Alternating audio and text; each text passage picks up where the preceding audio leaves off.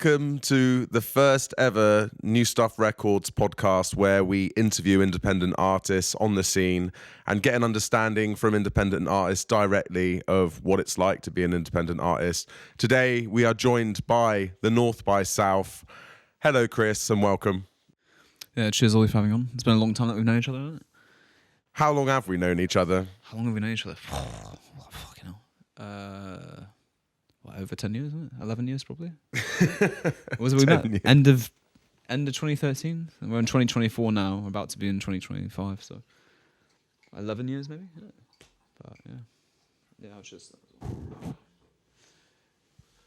We're getting the drinks going tonight. We're going to have a pretty casual conversation, but it's all about the North by South today. That is what we are here to discuss. We want to know as much about the North by South as possible. So I want to start with, who is the North by South, Chris? Come on, if someone asks you that, what is the first thing that comes to your mind?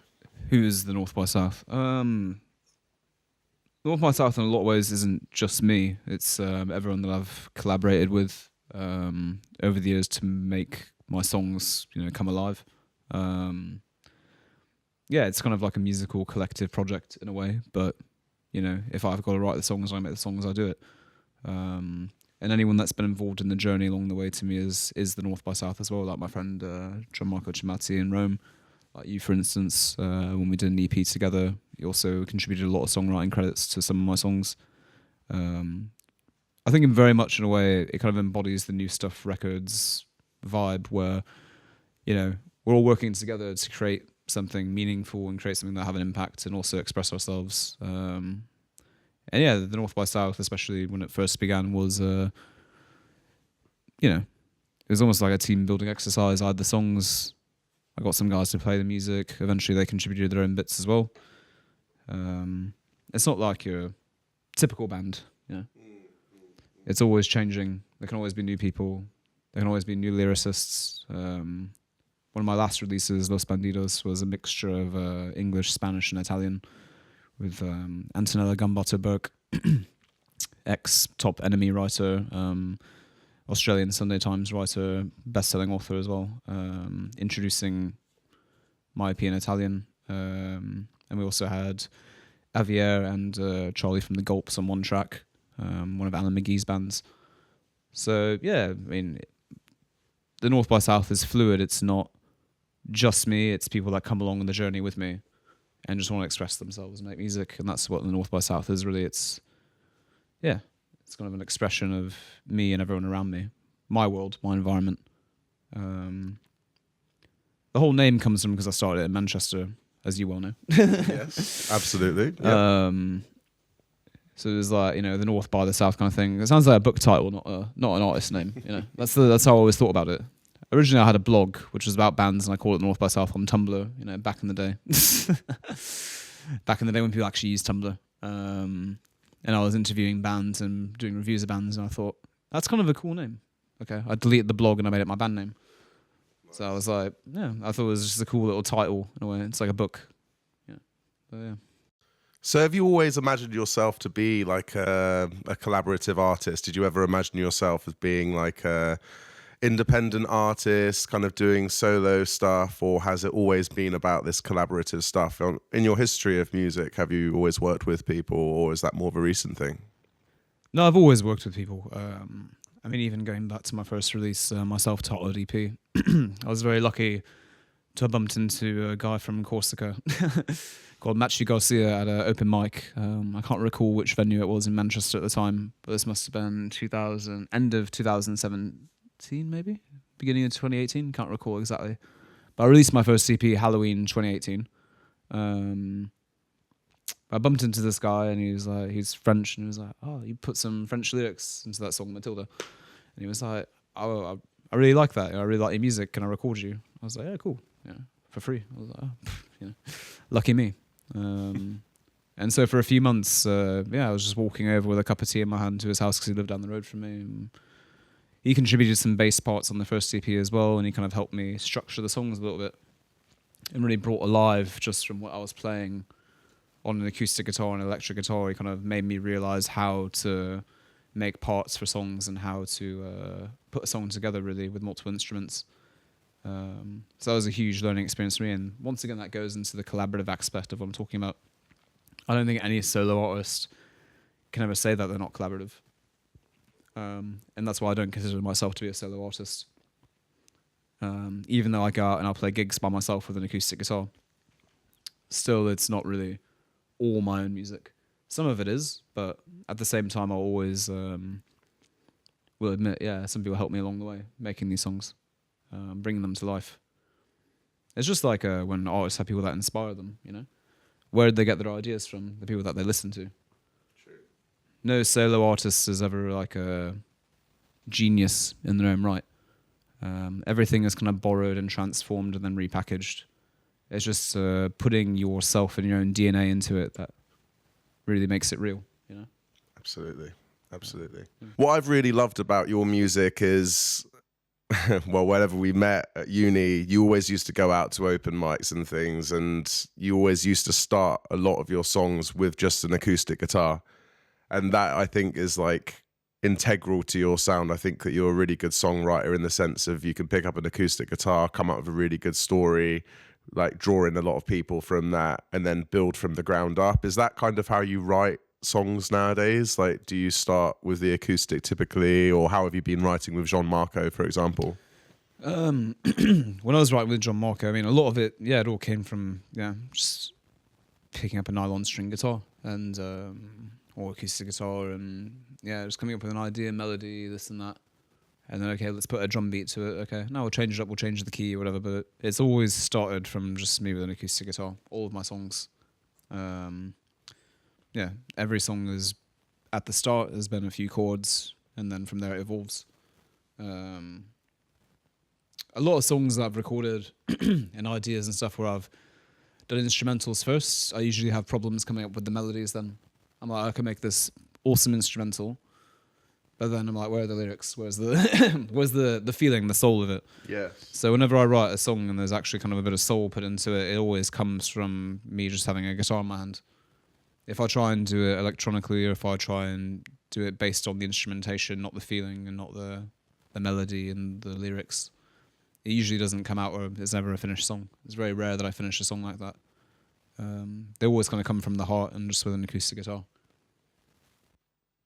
I think that's the most real thing about you. It feels real. Everything you write feels real. I know like a lot of what you've written about is drawn from personal experience, for example, right?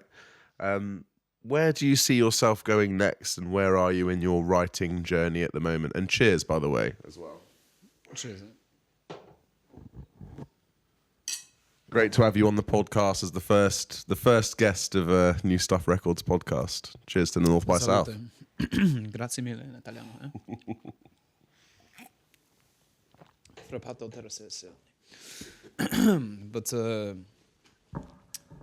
personal experiences. I mean, I think there's a great bit of like great experiences that go into my songwriting. I think if mental health is kind of one of the big topics of the day, isn't it? I don't mean that sarcastically. I kind of say that sarcastically, but very much so. Yeah, I funnel a lot of stuff into my music that people around me, if you looked at me, you wouldn't think, but where that came from. But I view music and lyricism as an escape, as not really an escape actually, more like a canvas to paint all my stuff on. I'm not painting; I'm putting it into a song, and that's me painting a canvas, using my past experiences and the things I've been through, the people I've met, positive or negative. Kind of painting a portrait of my life through my music. And that's what I meant by the name The North by South. It's not an artist name, really. It's a title of kind of like an autobiography, so to speak. It's that's how I feel about it. Yeah. An autobiography of my music, and my experiences all kind of funneled into the musical form, crafted in that way.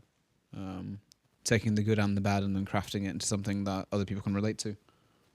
That's how I feel about music. If people don't feel that way, then sod off, whatever. It's the right attitude to have. So, It is the right attitude to have. But I think what you said there is really important, that your music will always be this almost eternal diary of all of your experiences, right? Like it's going to have everything you've ever experienced, how you were feeling when you wrote those lyrics. You're not even the same person necessarily as what you were when you wrote those lyrics. Definitely. And I guess when you look back, you're going to have like a diary of all of those experiences and everything that you've wrapped up into the stories of your music and things. Like it's a nice way to think about music, as like it is going to basically outlive you.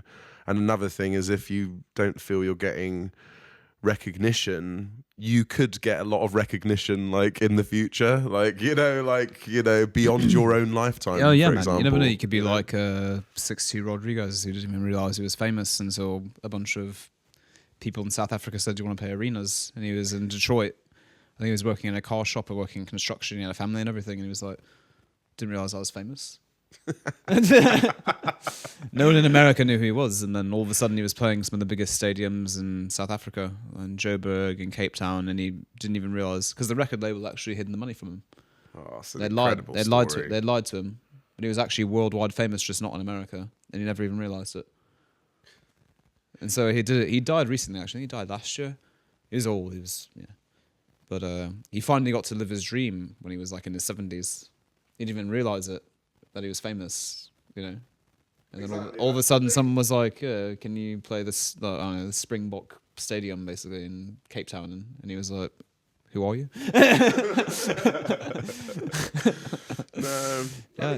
Your song "I Wonder" was #1 in South Africa for 5 years, and he's like, "What?" It's mad. And that was the age of radio and the age of records and CDs and stuff. And now we live in an era of online streaming, which can be even more dangerous for artists, in my opinion. It's you make 0.03 pence per stream. Less than that, but yeah. Less than that now. It used to be that, now it's less than that. I mean, I see that when I look at my DistroKid, like fucking hell, it's like, okay, I was taking out like, 50 quid a month, and now it's like 8 quid a month. It's like, even though I get the same amount of streams. But I'm like, there's something not right here. And depending on what country you're getting streamed in, you get paid different amounts, right? So an American stream is going to be worth a hell of a lot more than a stream from, I don't know, Brazil, for example. You get paid less. So, yeah, crazy how, I don't know, the world of streams is negligible, the amount of money you get back from it, isn't it? Let's be honest. And yeah, I mean, physical sales don't really exist anymore unless you do vinyl. I think that's something I've thought about doing, but then the cost of getting it done, you're not going to make the profit back by selling them anyways. It's more of an advertisement to do your music on vinyl. I would love to do it, but it's going to cost a lot of money. Maybe just if you just start off with, I could try it, but I think it's cool when a fan or a supporter or whatever you want to call them, they have a physical copy of your music. They have a physical piece of art, something they can hold in their hands, not something that comes on Spotify radio or shuffle on your phone. Yeah. Exactly. Something that you take out and you want to listen to it. It's not just like algorithmically randomly generated to you. You kind of can put that on, and it's literally a physical form of the music. And I think while that has had a resurgence in the past few years, people collecting vinyls and stuff, I still think all you see in record shops, it's not really independent musicians, is it? You see all the big names on vinyls because they can afford it. Exactly. And if only vinyls were more affordable for up-and-coming musicians, I think it would make a hell of an impact in terms of merchandise. Yeah, I looked into the vinyl thing. I think it costs about, ballpark, you're in £400, £500 for about 100, and I don't even think that's accurate. It's probably an understatement of how much it is. And you have to have that minimum quantity of like 100. So, you're going to be sat there. And then you've got to pay the shipping as well. And unless you include the shipping price and when people buy it. But, if you use things like Bandcamp and all that. But yeah, it's an interesting thing because I've never really messed around with physical merch, but I guess with the streaming world, at least like all you have to do is get a person to take a digital action, and you don't have the whole thing about having to dispatch a product, sell a product, etc., etc. But even then, it's hard enough to get someone to click on something nowadays and take an action. Yeah, I think the way of doing it is like not making them realize. That's kind of marketing thing coming out. not really realizing that they're clicking on something that's going to help you, but because I think unfortunately even the online world of music has become like busking. Yeah, You're kind of there being like, give me some money. I mean, they're like, I'm on Bandcamp, pay £1 for my EP. Yeah. It's almost like busking has become online. You know what I mean? Like, it's and that's fucked. Excuse my language, but it's just like I think, and with AI making music as well. I mean, half of these bands probably don't even actually exist on Spotify when you think about it. It's scary. Yeah. And it's the truth. Yeah, a lot of Scary. these artists are artificially generated, I think. I'm not going to comment directly on where I think it is, but you see it a lot in the lo-fi scene, for example. I'm very suspicious about some of the artists that just appear. They almost have an anonymous name, and they're just no biography, no actual socials. person to put to it. Yeah. And you're like, okay, and then they have like 1 million monthly listeners, and you're like, all right. But they just out of released nowhere. it out of nowhere. Yeah, out of nowhere. So, yeah. And AI generated streams as well was a big problem. This is the whole problem that the main issue I think a lot of musicians are facing is the online world. It was the musician's friend in the 90s and the early 2000s. You had all the LimeWire thing where don't download music illegally because it did. Like we used to have iTunes, we didn't have Spotify. Yeah. So you had to pay for the music. So if you didn't want to pay for the music, you downloaded it illegally on Pirate Bay or whatever. Yeah. But also, still, even from those online sales, musicians are making more than they are now. I mean, I think it's like 80% of an artist's revenue comes from touring and merchandise. I think, streaming only accounts for maybe less than 10% really of how they actually make a profit. Whereas actually the internet helped people because they don't have to go buy CDs, they can buy it on their laptop at home. Yeah.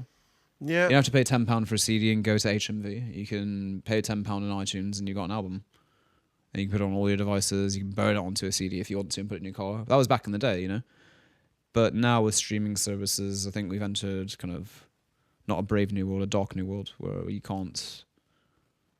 Yeah, there's no really money to be made out of it, unfortunately, because everything wants to be kind of fast food, fast music. It is. It does feel like that as an independent artist, right? You feel like it's almost like cannon fodder at the moment. You have to religiously post stuff every day online, like on or Reels, release an for EP example. every week. And it's like real inspiration doesn't come in, it doesn't come in waves like that. It comes, when it comes. Like depending on your experiences, whether you're feeling inspired or not, there might not be anything going on in your life that's going to inspire a song. So yeah, it's I can't lie there. I don't mean to be the romanticizing kind of guy, like ruminating about the past, but there was something special about going in and buying a CD from HMV and Oh, definitely. yeah, and actually having a little collection, taking it back, and like you say, burning it onto a CD as well, of custom playlists and stuff. Like it's giving it to your mates, sharing them with your mates, and stuff. Yeah, there was something CDs about that. Mixtapes, basically. Yeah. Not Spotify playlists, but mixtapes. Like mixtapes on CDs, etc. And I used to do that with fucking all the Britpop early 2000s stuff with my friends. I used to. Yeah. Bit of Oasis, bit of Libertines, a bit of this, a bit of that, bit of the Arctic Monkeys, and be like, I never heard those songs before, because I'd find them online, these little demos, and I'd burn them onto CDs, Yeah. and give them to my mates and stuff, and I think there's something. There was a mystery about the music world that existed, where you had to really search to find cool music, Yes. And things were a bit more niche then as well. Things were a bit more cult, a bit more secretive as well. You could have like cult bands where they had like a dedicated following. You still have that nowadays, but I think especially in the golden era of the internet, sometimes you had to search for those websites and you had to search for those forums to find music, and then suddenly you found yourself in a very special community of people that only knew those songs. I think that's kind of dying out now, with all Spotify, Apple Music world. Because it's all there at your fingertips. Yeah. You don't have to search for it. It's thrown in your face with algorithms. in advertisements, you know. It's almost like there used to have to be like a lot more effort to have a good music taste, actually. Oh yeah, definitely. Yeah, like you used to have to know certain things and exclusive acts, and now it's just algorithms, isn't it?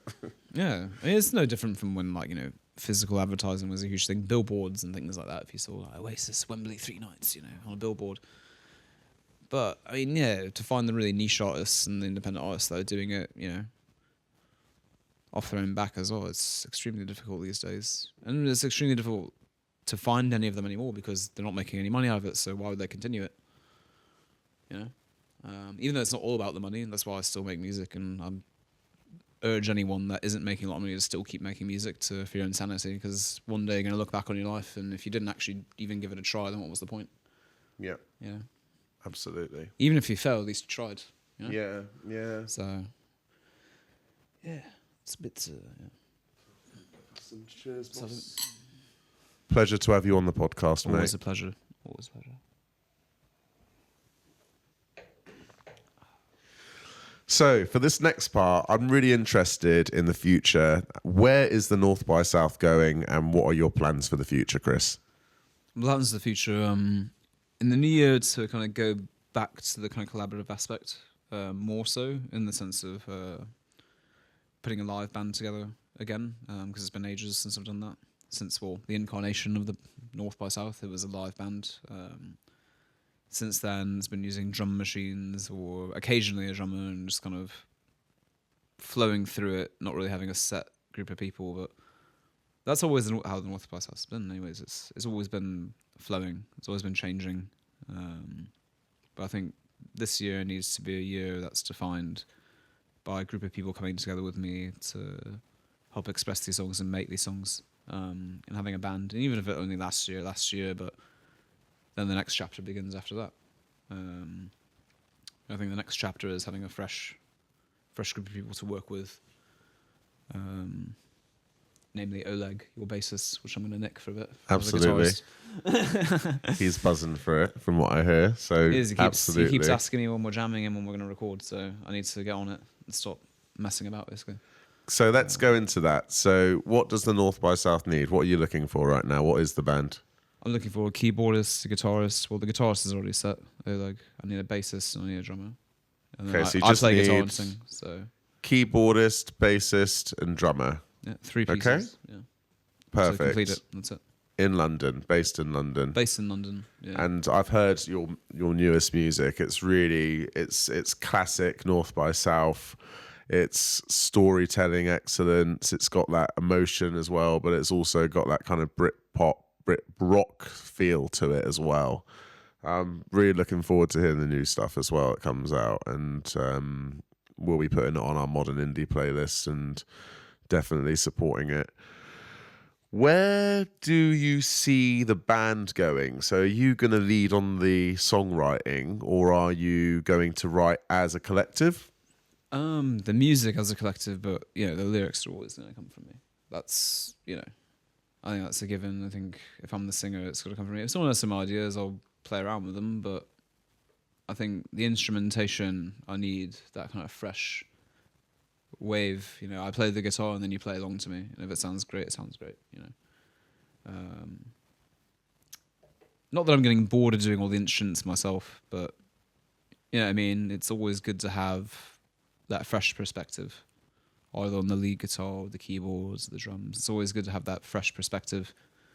And like I said, keeping in with that collaborative spirit that it brings these songs from being black and white to being in multicolor. You know what I mean? And especially when you involve other people, that definitely is what can make your music stand out.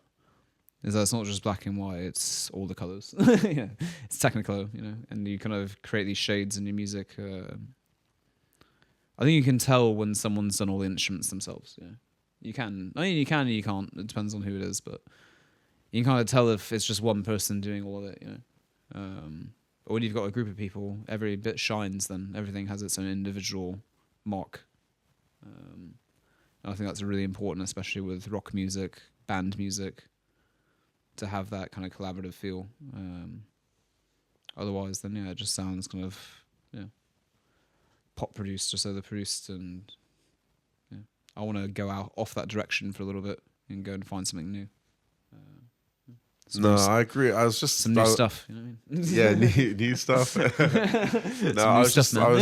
Some new stuff, man. You know, sorry to butt in there, but I was just loving what you were saying around how adding people into projects creates color, and I can agree more. I do feel that, just to weigh in, that I've done a lot of it myself. Obviously, I've done 75 songs on my own, and I got to a point where everything was so saturated, you kind of don't know where to go next, and you kind of like having, like you say, fresh perspectives. You get like stuck in a hole though, don't you? Because there's only so much that you can pull out of your own head to make a song, and then someone else comes in and it's completely new and different. Yeah, 100%.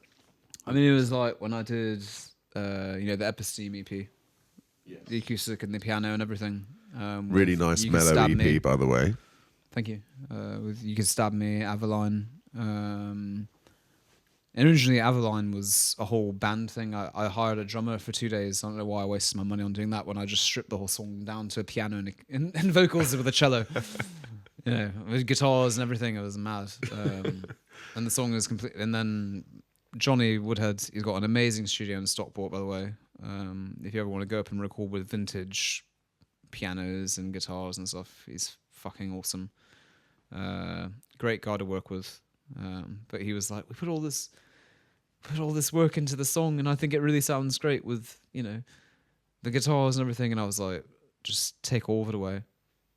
It's the piano and the cello from Tom Pickles, our old mate from Goldsmiths, playing cello on it, and then me singing. That's it. And that was the biggest song I did in terms of the Spotify growth that it gave me.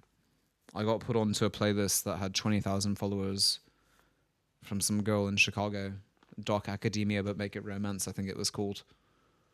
The playlist is kind of dead now, but at the time, especially during lockdown, lots of people were listening to and making more playlists. And when I released that song, next thing I know, I think I shot up to, out of nowhere without even paying for advertisement, I think I shot up to like 4,500 monthly listeners. Wow. And I was like, what? Just off one playlist. Yeah, it only lasted for like a week and a half, and then it started dropping back down to like 2,000, 1,000, yeah. But that's how much like one playlist can do for you. And like on that song, the only thing that was me singing. I had someone playing the piano and I had someone playing cello, and then it turned what was an acoustic guitar song into something else. And that's what I'm talking about with the black and white. It's, if you're just with an acoustic guitar, the song can come from that, but the end result might not. The idea can come from the acoustic guitar and you just sitting there, but then the end result can turn into a punk band or a ballad, or it can turn into something that you never thought it would be. And that's what I mean, collaborating with other musicians, whether it's your own solo project or not, I think is really key to breaking the boundaries of what you are as a songwriter. Yeah. Because that EP is really like, it's almost got this haunting feel to it, because it's using that vintage piano and the real cello, and it's got this real, like, kind of reminds me of Something in the Way by Nirvana a bit, like that kind of real rawness. Yeah, I really like that EP though. But yeah, I mean, that's really mellow actually. But you've got some like kind of heavier stuff. You've kind of got alternative rock. You've got upbeat. I'd say your first ever EP, which is brilliant. Made that with Matthew, right, in Manchester. Yeah. That's really upbeat, very alternative rock. But then Episteme is more. It's kind of more Episteme. Sorry, my pronunciation. Something like that. Come on. Edit that out. And no, that's like I said. So you've got a big range of music, is what I mean. Like, do you know what I mean? The name Episteme is. I mean, the word episteme means like episteme. Episteme. I think everyone have got it's a really random word, and I have no idea how the fuck I came up with it. Or it's a word that means it's like a source or a past of knowledge. That's what episteme means. And so the title song, which is literally, and that's the thing, Episteme, the title song, the third song on the EP, is I recorded that on my phone with a nylon string guitar in a living room in Withington, Manchester, with a cup of tea and a cigarette. And that was and you hear the cars going by in the background. You hear the people walking in the street because the window is open. And people were always, oh, how did you record that? Like, I literally recorded it with my phone. I was sat on the sofa. That's brilliant. It's mad. Like, yeah. And the lyrics of that song as well, reflect in, I guess, what my whole thing is about, autobiography, yeah.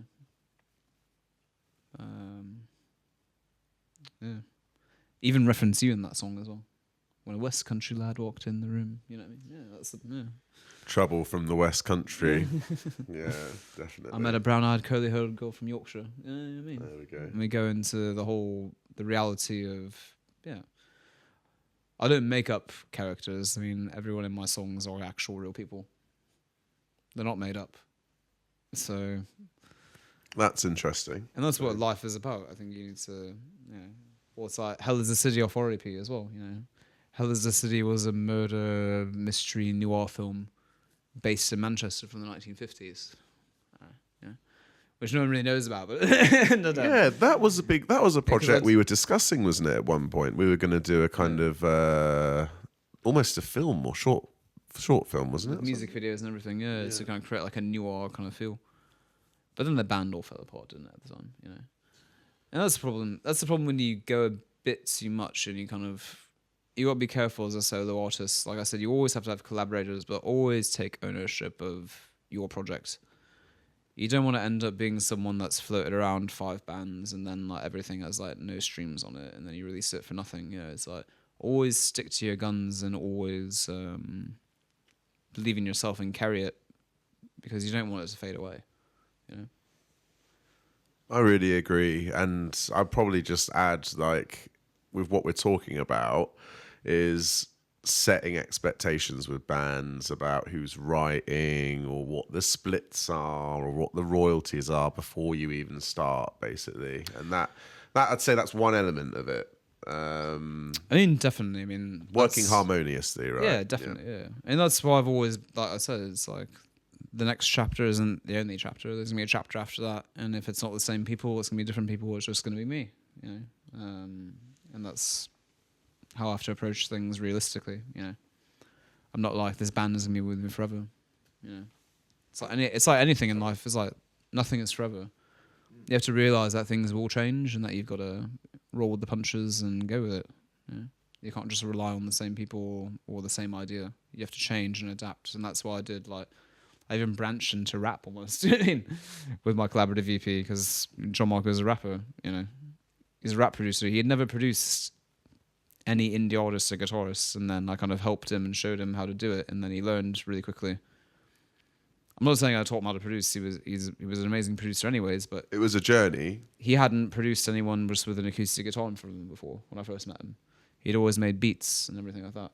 And I was like, no, I'm going to do everything from scratch, But you went on that journey together, right? Yeah, like, exactly, actually, through you were able to explore that new genre together, obviously. So, yeah, everyone wins, don't they, when they embark into new territory like that? Oh, definitely, yeah. So, what is wrong with the modern music industry? Go. Where to start? That's a difficult question. What's wrong with the modern music industry? I think as we were talking about streaming services, AI music, I think also the cost of living crisis is a huge factor into why bands can't, be themselves. I think the cost of living crisis, I think, has affected everyone in so many ways that, you got to work shit jobs, you got to work at, it's like I know some people in Italy, they work as shop assistants, in fucking supermarkets, but they're making this amazing music. And the same story for a lot of people in London as well. You're working a job that doesn't filter into your career path and what you want to do as an artist. There's less funding for the arts now. There's less job seekers if you want to be on job seekers. But I'm not saying do that, but there's less music and money now, so therefore making a living out of music is harder, unless you already have the financial means to do so. I think that's a huge issue in the music scene. I think that is what stops the growth of artists, is the current economy. If we want to get too political about it, but like the current economy and the world that we're living in right now makes it harder for artists to make a living. Especially with grassroots music venues shutting down after COVID, rent going up, enormously just because of the greed of, landlords and politicians and the councils. I mean, what was it, Night and Day in Manchester, one of the iconic Manchester venues, which I played at a few times back in the day, almost shut down because they built a bunch of luxury private flats next to it. And so they started complaining about the noise. And you see the same thing in London with Camden. They knocked out half the market and built luxury flats, and then they complain about the noise, but they want to still celebrate this musical heritage. That doesn't really exist, and that's why thank God for people like Music Venue Trust, who are still trying to support grassroots artists and venues. And I think I saw recently, wasn't it announced, because I did some shows at Old Abbey Tap House in Manchester for Music Venue Trust. I think I saw recently that a percentage of all ticket sales in arenas will actually go to Music Venue Trust now. 10%. Yep. I think it's 10%. And we need more of stuff like that to keep music alive and keep these hubs alive for people where they can experiment and make new music and meet new musicians and network, build fan bases. Because if we're all reduced to just things like O2 Arena, nothing's really going to happen, is it? We need those old school venues to help people thrive and be creative. Otherwise, we're going to be lost. I think one of the biggest issues in the music scene, outside of the whole AI streaming and stuff and everything, is the fact that live music is very, very hard to do now. In an affordable setting, in a free setting even. Back in the day, I was in a band, one of my first bands I was in, called Top Hat Cats, THC, if you want to abbreviate it. And we used to do a lot of gigs at this place called Tiger Lounge, which doesn't exist anymore. They closed down because they couldn't afford to stay open in the centre of Manchester. They were right in the centre of Manchester, near Manchester Piccadilly. Awesome venue. And the owners were so cool, and they would pay us. We didn't do tickets. We made it free, right? And you'd have like 100 people come down. And we were doing a mix of covers and originals. Top Hat Cats was kind of like this. You could play whatever you wanted. The band learned it. It's just like 5 of us, really. That's where a lot of my songs came from, was that band, actually. A lot of my ideas, because I played a lot of my ideas with them. But anyways, like, the bar would pay you a percentage off the bar for how many people you brought in. And so we were walking away sometimes with 100, 150 pounds each in cash. Like, there you go, thanks. There's your cut for the night, for bringing people down off the bar, We didn't do tickets, so it was like, all people bring down. I haven't played at a venue. I mean, I was doing that in Manchester with quite a few places in Charlton as well. But since after COVID and everything, I've never come to a bar where they do that anymore. It's like, we help you out. You help us out, we help you out. And the reason I shake my head when you said that about getting a share of the bar sales is because that's so rare nowadays, and that would never happen in a London venue. At the very least, in a London venue, you'd be paying a higher fee up front. It's like pay to play, isn't it? And sometimes they'll even take some of your ticket sales as a percentage as well. But that's because of the whole renting crisis and the economic crisis that we're in. Yeah, they're obviously under strain too, and And that's the problem. It's there needs to be a lot of changes to how, we got a bit deep with the politics, but how this country is managed, because we can't allow. In Berlin, for instance, in Germany, one of the biggest creative hubs in Europe and one of the biggest musical and art creative hubs in Europe. In Berlin, they passed a law which put a cap on rent, so that people could live in the centre of the city, artists could live in the centre of the city. There's even places outside of London. Antonella lives in Folkestone, my mate. And she said if you want to apply, there's like a council grant if you're an artist where you can get cheap accommodation in the centre of Folkestone. It's a tiny town on the seaside with a great connection to London, but okay, that's That's good. That's good information, though. You can. There's some places and councils doing that kind of stuff, but they're doing it just to revive their town centres. You know, so it's like, is that going to help you grow as an artist, or just help a town grow, or it's good, but like, yeah, I think especially in places like London and Manchester has changed so much now. Like a lot of my mates moved out of Manchester. I used to gig with and everything because it's too expensive. So these small towns which have nothing going on, they kind of want to get artists going there, and you get rent caps and stuff like that. But that needs to happen in London. I think this kind of greed of rent needs to be squashed out a bit. It's preventing so many people from breaking it mainstream or going worldwide. Because you got to be in London, you got to be in Manchester, you got to be in a big city to make it. You can't be in a small town somewhere trying to break it worldwide. You can do it via the internet, but but at the same time, you do have to be in the middle of these places to actually really make it. Yes. I've heard ruminations that apparently there is going to be something about a rent cap. I mean, I don't know. I've heard rumors or whatever, or it's going to come down the line. Maybe with they will do that. I mean, they're Maybe. probably still dealing with. We're getting political, but it's important to the independent scene. So I think it's necessary. This is what talk affects about, the music industry, and this is what affects up and coming artists. This is what affects what they do as a job. Are you going to do music as a job? Or are you going to work in a shop? Or are you going to work in a bar? Or are you going to be a real estate agent and then give it all up? And then. It's sad and somewhat controversial to say it, but I do think if you're getting into the music industry to make money as an artist, you're going to have a big old shock. Oh, definitely. It's sad. I think it's sad, but there are other ways of navigating it, aren't there? I mean, I think that playlists are the future. I think if you're an artist, you should have your own playlist or grow your own platform in some way. Like that is how we have success at New Stuff Records in terms of we literally market our playlists day in, day out because we believe in the music that we put on our playlists. Like we invest in our marketing of our music day in, day out because we believe it deserves it, right?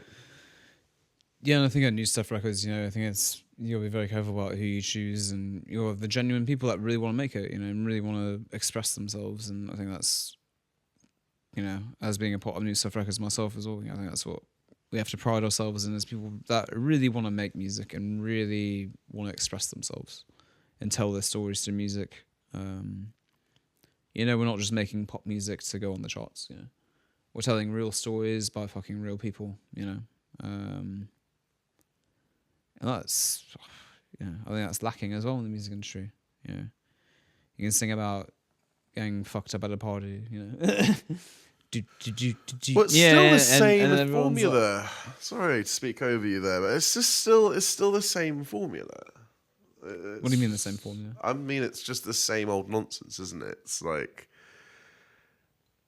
sex, drugs, alcohol. I mean, I guess we're veering into the rap kind of like genre, but I mean, it still seems to do well, doesn't it?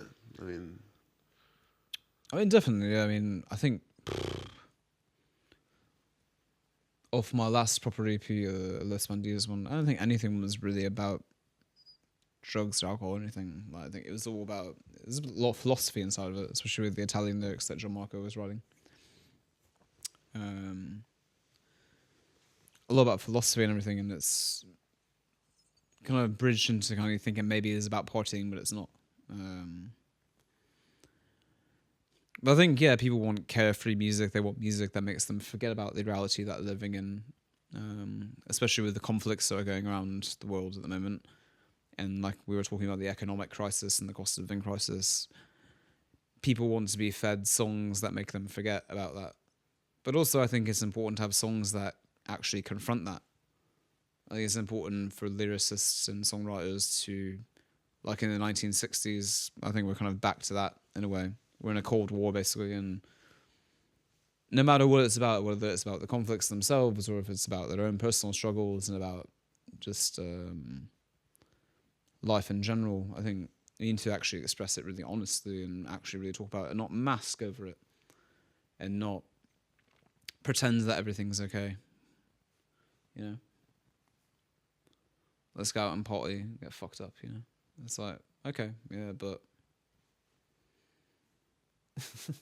is that all you're gonna sing about? Escapism always isn't, it's not the answer, is it? But it is actually what a lot of these types of narratives are created in these big hits nowadays, isn't it? It's all about like, however, like, intoxicated you are, and yeah. Got nothing against that, but I'm just saying, it's I think there's a huge lack of I don't know if it's like I like personal stories that are just real stories and that like people can relate to those stories and they're kind of unique in a way. I don't know if that's what I like. I think what I like, is what you're talking about. What I like is, you kind of create characters and things, and your music is almost like a Charles Dickens novel at the end of the day. You know what I mean? You kind of like have a world within your music, kind of similar to like what Lou Reed did, Holly came from Miami, FLA. It's kind of like, he tracked away across the USA, plucked his eyebrows on the way, and then he shaved his legs, and then he was a she, and she says, "Hey, babe, take a walk on the wild side." It's like, and then he talks about, Candy came out down from the island, and these were all actual people that he knew. Real characters. Yeah, real people that he knew, and he was singing about them. And the same with David Bowie, all those great artists, Iggy Pop. And even when you look at like Oasis in the 90s, like Noel was writing songs about, himself and the people around him. He wasn't, Mr. Sifter sold me songs when I was just 16. That was the name of the record shop, Sifter's Records. Isn't it? Oh, okay. Yeah. All Mr. Sifter sold me songs. Yeah, so it's... he's writing about the people around him and the world around him. In fact, one of my favorite songs is literally, it's almost like it's autobiographical because it's about literal people in the, it's a song called, it's by Say Anything. It's called Yellow Cat, Red Cat, Yellow Cat / Red Cat. And it's just about a load of characters. And like you say, like, it's just really nice to hear, just these real characters, like nothing that, because all of this stuff about people, doing all of this stuff that's probably made up to create a narrative is fake. It's more interesting to relate to real stories, isn't it?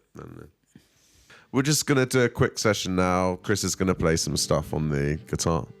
You put these little characters into songs, you kind of go, Jesse works at a coffee shop. A random bloke stares at his laptop. It's another flat white for a fat white. She's still on a come down from last night. You kind of... And that was about a girl called Jessie that lived... Well, she worked in a cafe underneath my flat in Manchester, in Withington. Okay. And she was like super cool. She used to give me, if I got a bacon sarnie and went down, she always used to give me my flat white for free. Oh. I don't know why, but I was like, thanks, Jessie. Proper Northern girl, blonde Northern girl. I was like, yeah. No idea why, but she always gave me my coffee for free. She was like, there you go. I was like, yeah. Real stories. And you kind of like, yeah. I really appreciate real stories. I like it when Put, like, musicians draw people. from personal experiences. Yeah. And you put like actual names and things, and like, you kind of, you make it real, and that's what the North by South is. It's autobiographical. It always has been. It's a journal. It's a journal, basically. Yeah. What do you want the North by South to be remembered for? Like, what would you love for it to be remembered for? Yeah, just for everything I've said already. It's a autobiographical kind of musical journal of my life, for people to listen to if they want to listen to it. If they don't want to, whatever, I don't care. I think it's a way of, like I said, painting the canvas of my life, but through music, and kind of, showing my experiences and my stories with people. And if they want to hear it, they want to hear it. If they don't, sod off. That's it. Jog on. I don't give a fuck. If you want to hear it, you want to hear it. If not, if it relates to you, fucking thank God. I'd love to hear something from people that relate to me. I love for people that, whenever someone comes up to me, I had one guy, forget the venue. It was like in Soho in 2016. I come down from Manchester. I think it was an open mic or something like that. I can't remember. And so, after I played there, I played that song "Cities and People." You know, Yeah, which I is know kind it, of referencing suicide and stuff like that, and it's quite dark. And this guy came up to me and he said, "You saved my life tonight." And I was like, "What?" And he was like, Wow. "You saved my life." I'm not joking when I say that. That meant so much to me when this guy said that to me. And that's all he did. He grabbed my hand, he shook my hand, and he said, "You saved my life tonight." And then he just left. And I was like, okay, like, yeah.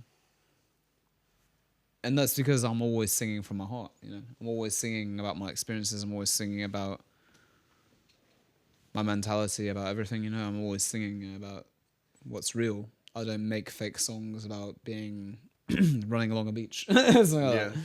I write songs about what I've been through and what I'm looking forward to, and the hope and the darkness, you know, and everything in between. And I guess that's what makes me relatable to people in a way, because I'm not masking it, not just, yeah, I don't know. Anyways. I think that is a testament to how powerful music is. Like, that is a real testament to how powerful music is. Like, if it can literally make someone feel that they want to continue life because of an experience you gave someone, or you were able to literally improve their life through a performance, or you were able to come up with a song that relates to someone, that is so powerful. Like, to save a life is the most powerful thing in the world, and that is almost the beauty of music. To this day, I don't know who that guy was or what his name was or anything, but he just came up to me and shook my hand and said that, and I was like, a bit like, you know. I was like, fuck. I was like, what? Yeah. I was like, really? I was like, really? Does it? I mean, to me, that song meant a lot to me, and everything. What I played, the music means a lot to me. But like, for someone I didn't even know, just come up and say that to me, I was just a bit like, it hit home, and that's what I mean. I think there's so many people out there that, you know, they don't have creative means to express themselves, and so they look for it in musicians or artists or filmmakers or whatever art you want to call it. And people that can't express themselves actually, you know, look for that expression through other people to validate their existence, you know, and the self-awareness of who they are. And it's getting philosophical, but, you know, I think that's the truth. It's like, if you're a musician, that's your job, really, in my opinion, is to connect with people and make people feel like, they belong. And I also feel like you have a job to inspire. It's not your job, but it's a beautiful thing to inspire people to do things. And also, if you can inspire someone to become a musician, even better. But I don't know. I have you ever met someone who says they're not into music? Have I met someone that says that they're not into music?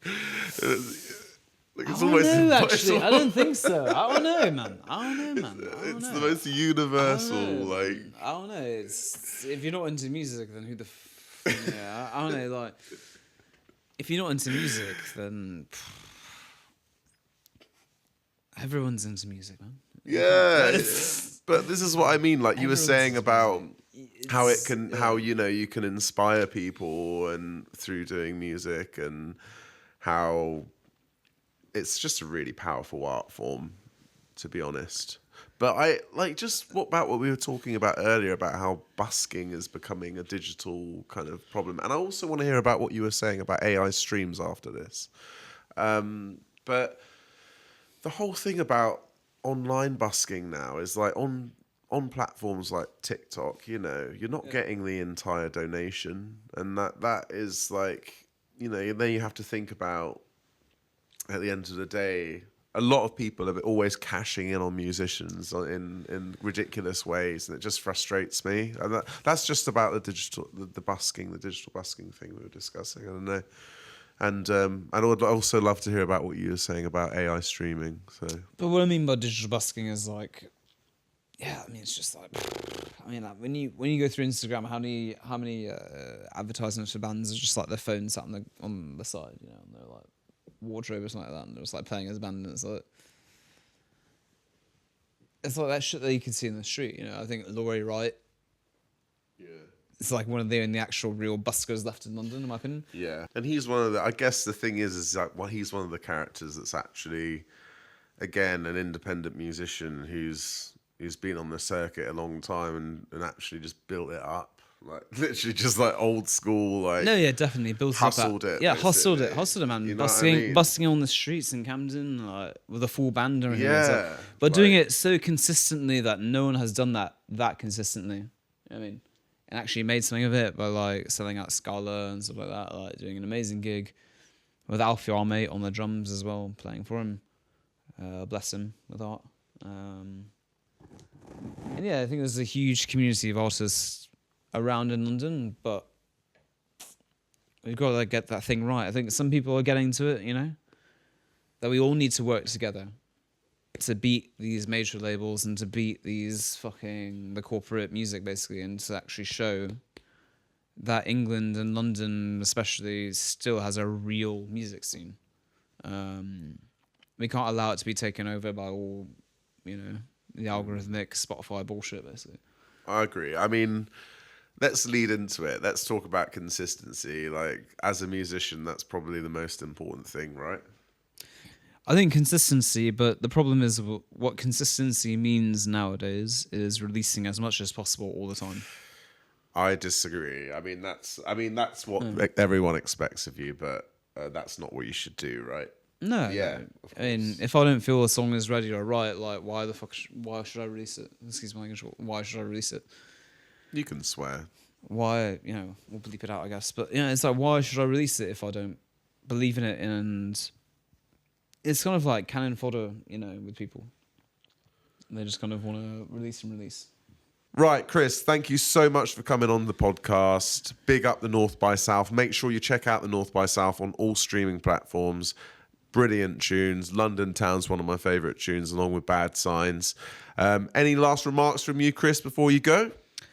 Like I said, don't stop believing in yourself. Always work with other people and collaborate, because that's the way forward.